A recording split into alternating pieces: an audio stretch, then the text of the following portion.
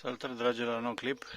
N-am fost nicio sigur, sincer să fiu, dacă aș respecta, să zic așa, contentul canalului de YouTube AgroHobby prin acest clip, dar logica mea a fost simplă, eu sunt mare băutor de cafea și de multe ori aș fi dat aproape orice pe o ceașcă de cafea să poți să bei în vie înainte să termini lucru sau înainte să încep lucru sau poate în livadă sau, nu știu, poate vă renovați casa, un șantier de construcții, ceva de genul, unde eu zic că se pretează chestia asta.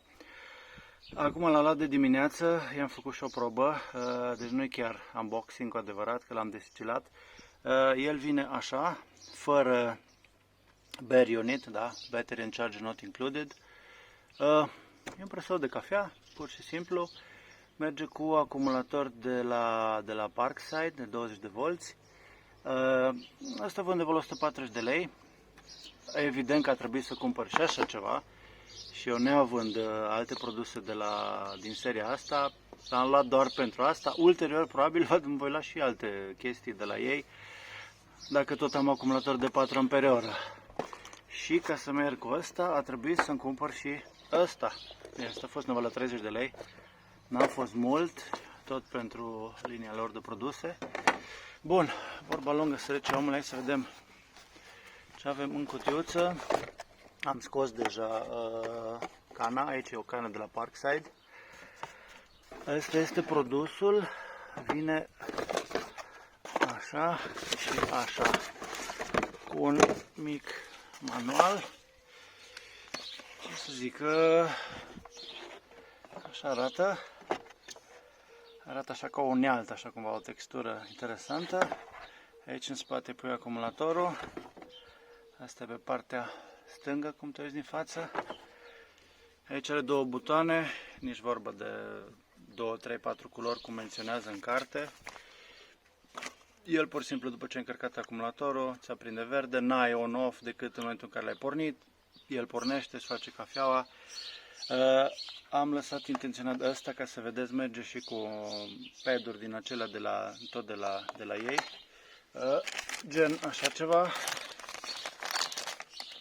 Deci tot de la ei. Și merge și cu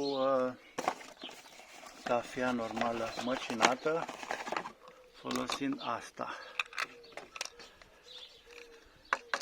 Pare așa firavă, dar ia uitați. Cu filtru, cu tot, l-ai pus frumos înăuntru, ai închis căpăcelul, ai schimbat ăsta, ai pus ăsta în loc și poți să pui cafea măcinată. Acum ce mi s-a părut interesant și o să vă zic și vouă, aici e lingurița pentru dozaj, foarte ingenios locul în care l-au găsit. Așa, trebuie să fac un click, da, cred că trebuie mai jos, da, așa, acum. Și ăsta este rezervorul de apă, cum v-am zis, am făcut o probă.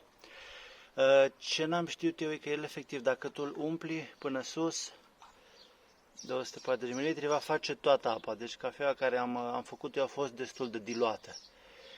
În carte este o instrucțiune destul de scurtă, dar cred că o găsim, în care se recomandă practic pentru cafea cu pad-uri din astea de cafea, câtă apă să pui, la fel respectiv pentru cafea cu prepararea. Așa, uitați aici.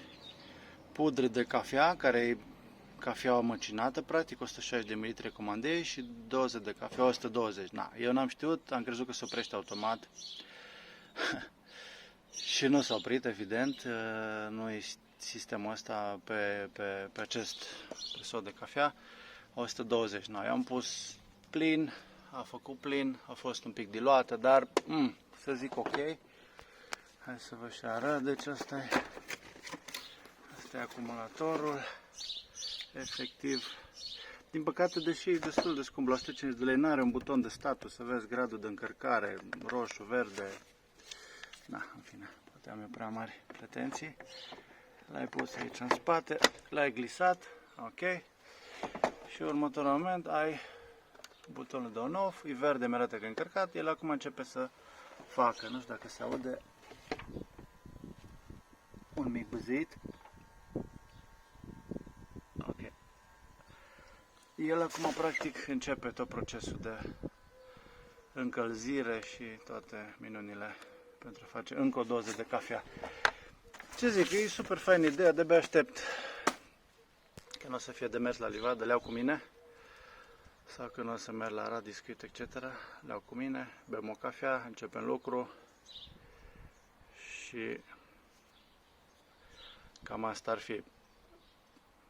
Na, spor să aveți, sper să vă ajute să vă hotărâți. Oricum, eu am ajuns astăzi pe la 10-11 la Lidl-ul din Arad. Mai erau vreo 3, deci se pare că mai sunt și alții cărora le place ideea asta de a avea un aparat de cafea portabil. Na bine, spor la toate și să ne auzim cu bine data viitoare. Pa, pa!